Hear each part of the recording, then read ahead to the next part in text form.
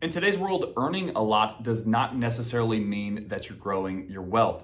And yes, a higher income, of course, does provide you with more opportunities, but it's going to be intentional planning with those opportunities and with that high income that's going to be able to give you peace of mind from your money and from your opportunities. And if you're here, I'm assuming you want some form or fashion of peace of mind when it comes to your money, right? That's one of the greatest reasons that money is a significant tool for us, is that we're able to use it to achieve what we want in the future based off of our hard work today and the things that we're doing today.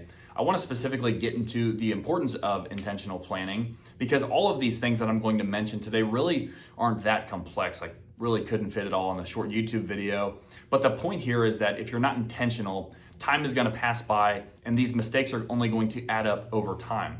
That's specifically why I say that some of these mistakes might cost you maybe even hundreds of thousands, maybe millions of dollars, depending on your income. So I'm gonna go ahead and get into that list. Just remember that you don't necessarily get wealthy simply by earning, but by intentional planning. So the first thing that I wanna talk about is not having the diversification of accounts that you need. And really all I'm talking about here is if you're only focusing on your 401k or a pre-tax account and not including a Roth IRA, a taxable account or a brokerage account, or several different tax options that you're going to have available to you in retirement. Let me sort of illustrate what I'm talking about here.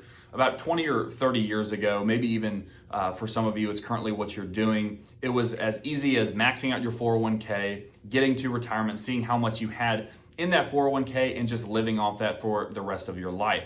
But with inflation and with taxes the way they are in today's world, it might take a more diversified approach to get you the life that you want in the future, whether that's retirement or if that's just later in your 50s. And having multiple options when it comes to the accounts that you have invested is going to be a significant feature to you. Buying real estate emotionally.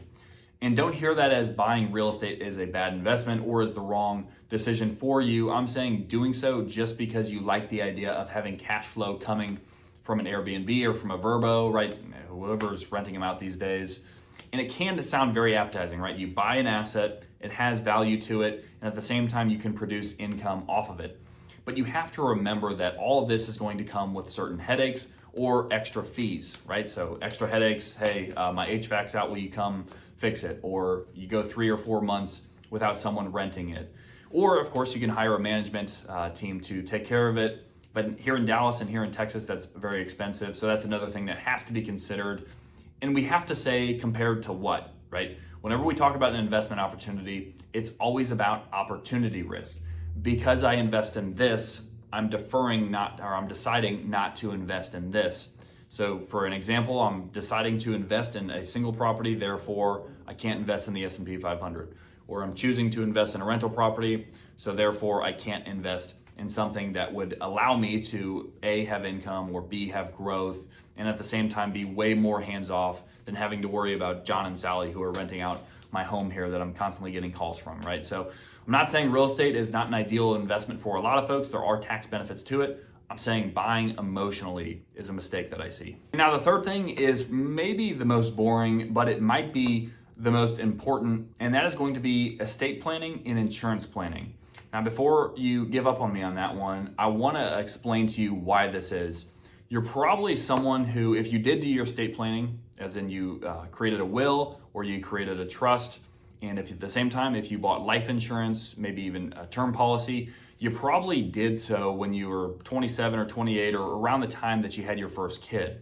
Now, if you think of yourself today, maybe you're 46, we'll say it's been 20 years, you've had several more kids, you probably live in a bigger and nicer house, and you've probably got millions more in assets. You have these conversations all the time because what I've just described is someone who's probably underinsured when we talk about having disability insurance to replace your income if something were to happen to you, life insurance, of course, to replace your income if you were to pass away, and even something like umbrella insurance to cover anything that your auto and home insurance does not cover, okay? And then on the estate planning side, you may have created a will after you had a kid, but now you have 3 kids, so there's going to be much more complexity in terms of who gets the assets after you pass away. And that's where it might make sense for a revocable trust or going to an estate attorney to discuss what you want to happen after you die or present day. Because there's something important that I have to point out here is that there's a power of attorney that exists. And what power of attorney does is give your significant other, your spouse, essentially the ability to make very important decisions about you, whether it's financial or health related, if you're in a coma or if you're not able to speak for yourself. There's another thing that goes along with that, and that's based off of HIPAA privileges, right? The ability to just know about what your state is. If you got in a car accident or something, God willing, never happens to you, just being able to know, hey, how's he doing, right? If a certain privilege is not afforded to you, doctors don't actually have to allow this. I recently just went through this with a client, and it was very frustrating and emotional for them, and I would not want that to happen to you. Yes, estate planning and insurance, while at the end of the day probably not the most sexy, is probably going to be one of the more important things that you get checked here with your financial advisor, or as I mentioned, your estate attorney. Not having the right asset location. Okay, so earlier I talked about having all of your accounts and having different types of tax levers that you can pull. Here I'm specifically talking about what is in those accounts, right? Not necessarily how much, but what it's currently being invested in and whether it's tax efficient or not. Let me give you a specific example. It's probably better to have tax inefficient assets in a Roth IRA or in a 401k or an IRA, something that's going to have that tax deferred or tax free piece to it. For an example, a REIT, so a real estate investment trust, a high dividend paying stock, a high dividend paying ETF or mutual fund, something that's going to constantly kick off something that might be adding to your taxable income, may be better to have an account that's not taxed present day. If you compare that to having a bond, or if you compare that to having a REIT over in your taxable or brokerage account, that's just adding to your taxable income. It's making tax maneuvering, did I just sound totally lame? Making tax planning a lot more difficult, because if you have a dividend or if you have interest from that taxable or brokerage account, it's adding to your income over time and potentially pushing you up into a higher tax bracket. So knowing the location of your assets, in addition to, yes, having diversification of accounts is very important. And again, another mistake I see. Now, the bonus here is I see too many people connect politics to their investment decisions, right? This has costed people hundreds of thousands of dollars simply by allowing one to bleed over into the other. You may love the person who's in the White House, you may hate his guts, but know that if we look at the history of the stock market, there's no correlation between the president and the stock market, okay? If I were to ask you right now, who are the top 3 presidents when it comes to stock market returns during their tenure as president, who do you think they would be?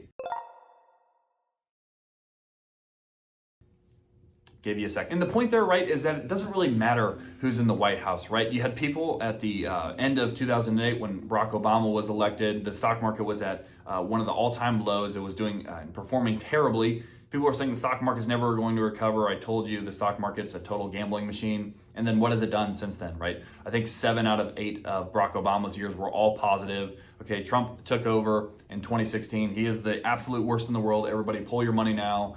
The next 4 years were fantastic years for the stock market. Okay, Joe Biden's in the office. Oh my gosh, this guy doesn't even know his left from his right. Okay, stock market, again, up significant.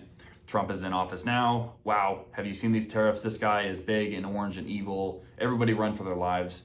And the stock market, yes, has not been performing well right now, but that's exactly where we get to, right? Is that, oh man, this time is different. And that's just something to consider here. So this is not a political statement. I really don't care that much about politics. I just want to point this out to you that this is a huge mistake that I see high net worth individuals make, but also, of course, just about everyone, and myself included, maybe in that sometimes. That is it. I hope that these were not too simple. As I mentioned at the start, all of these are going to be quite simple. It's more about intentional planning. So if you have any questions at all about being able to be intentional with your planning, just being able to understand, right? Being able to turn your cash, your money, your assets into peace of mind, would be more than happy to have a conversation with you. So I will let you go until next time. As always, thank you for your viewership and have a good one.